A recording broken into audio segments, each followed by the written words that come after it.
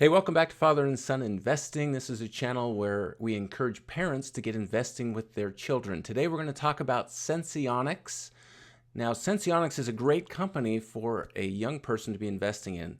Dirt cheap right now and potentially has a lot of room for growth. In fact, my last video I just did talked about if they can just get 1% of the market share, they'll grow their revenue by 30 times potentially.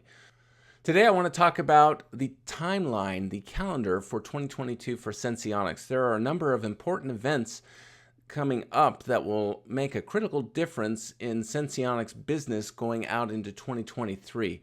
So we're going to touch upon those important dates for 2022. Stay tuned. All right, the first stop on the calendar for 2022 is going to come up in April. That is when the new Eversense E3 continuous glucose monitoring system will become available within the United States. Of course, that's going to be distributed by Essentia. Now, while Essentia has a dedicated marketing team for this device, the intent is to concentrate on areas that have the highest density of insulin prescriptions. What you see before you now is a map of diabetes prevalence within the United States. So we're going to be looking for areas that might have this 10 to 19.5% prevalence and have high population centers. So it won't do much good to pick an area that has a large prevalence when there aren't a lot of people in that area.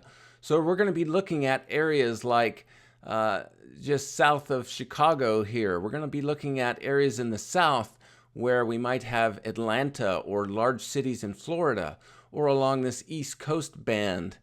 We're going to be looking at areas in Texas, particularly the Houston area here has a very high density of people and a large prevalence of diabetes. Now, in addition to the insulin high density use, they also talked about areas where there are already providers who are trained to insert this device. Quite honestly, the device insertion is not that difficult, having reviewed the data. I am a physician, so I kind of understand what goes into this. This is not a difficult device to insert from what I can see. The next big important date will be June 3rd to June 7th, 2022. That is when the American Diabetes Association is holding their 82nd annual scientific sessions. It'll be in New Orleans, Louisiana this year, and Senseonics will be presenting there. They're going to be talking about their one-year device. Of course, remember that Senseonics is working on a continuous glucose monitor that will be implantable for 1 year. They have been doing research and development on this device, and a recent pilot study has provided valuable information. They're going to be sharing that information, those results of that pilot study, at the upcoming American Diabetes Association meeting in June. Now, this is a big deal. The data from the 2019 meeting that was held in San Francisco said that 15,000 people attended, and of those, 12,000 of them were professional attendees. So Senseonics stands to get a big bang for their buck out of this meeting and potentially generate a lot of interest in both the company as well as this one-year device. Remember that the Senseonics continuous glucose monitoring system is the only implantable device that lasts up to 6 months. And when they hit that one-year device, I think it's going to blow the lid off of diabetes continuous glucose monitors. I think it's going to drive significant market share and cut into Dexcom and Libre. Now, what is an IDE? All right, the next stop, I'm just going to call the second quarter. Why am I calling it second quarter? Because that is what Tim Goodnow described it as here. In the transcript, we see it says that they plan to submit the IDE approval from the FDA in the second quarter. Now, what is an IDE? This is coming from the FDA's website. It stands for Investigational Device Exemption. Think of it this way. Anytime a medical device is going to be used within a patient, it's going to require some approval process. And in order to get that final approval process, they need to be able to investigate the device and do a study on it. So essentially, they're asking the FDA for an exemption to do the study, is what the IDE is asking for. Now, that hopefully is bringing up another question in your mind, is just how long is that going to take? Of course, to get the approval for the SENS E3 took way longer than we expected. How long is it going to take to get an IDE approval? Well, this also comes from the FDA's website, and essentially we're looking at about 30 days. It says here an IDE application is considered approved 30 days after it has been received by the FDA, unless the FDA otherwise informs the sponsor via email prior to 30 calendar days from the date of receipt that the IDE is approved with conditions, or disapproved.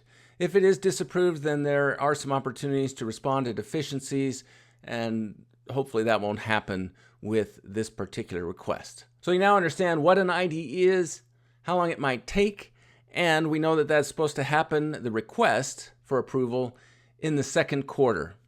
All right, the next calendar date is not really going to necessarily be a date, but we're looking at after the IDE approval, not when the trial actually starts, but once the IDE approval has been obtained, that then Senseonics will be working on the iCGM designation for E3.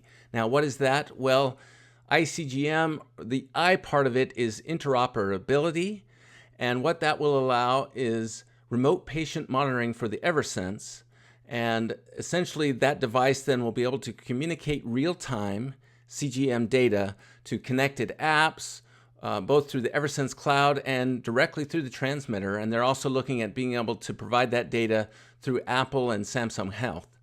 All right, the next important date, I'm just going to say, will be third quarter. What is happening in the third quarter? Well, again, from the conference call, we learned that the E3 system, that is the one that was just approved within the United States, is currently under review by their notified body in the European Union to achieve a CE mark. Think of that CE mark as the equivalent of the FDA approval. It says this evaluation is progressing, and we are hopeful to launch this system in Europe in the third quarter of this year. So that then will get the patients who are in Europe who currently have what's called SENS XL, similar to this E3 system, except it requires 2 calibrations per day versus just the 1 calibration per day, which I think then will really help ramp up business within the European Union as well. All right, the last thing then for calendar for 2022, we're looking at hopefully start of a pivotal trial in the second half of this year. Once the IDE is obtained from the FDA, Tim Goodnow is saying that second half of this year is when they would like to be able to start this trial. Now, in previous communications from Senseonics, they've talked about 2023 really being the time that they do this trial for their 1-year device.